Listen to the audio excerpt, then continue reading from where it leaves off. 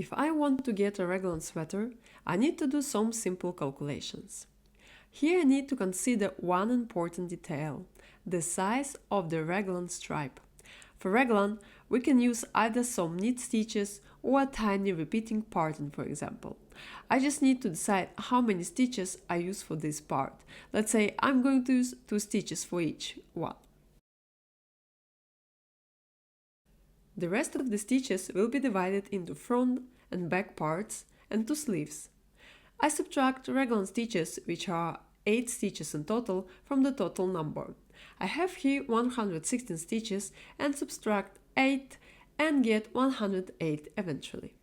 To distribute the stitches, I divide them by 3. Luckily I get the number 36. 36 stitches go to the back, 36 to the front, and 36 are divided evenly for sleeves, 18 for each. If I had, for example, 110 stitches that cannot be divided so precisely and divide them by 3, I get 3 parts, 36, 36 and 38 stitches. In this case, I will use 36 stitches for the front and back, and 38 stitches will be divided 19 and 19 for the sleeves.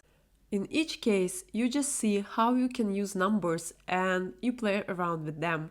But remember to have sleeves the same size and the back has to be an even number.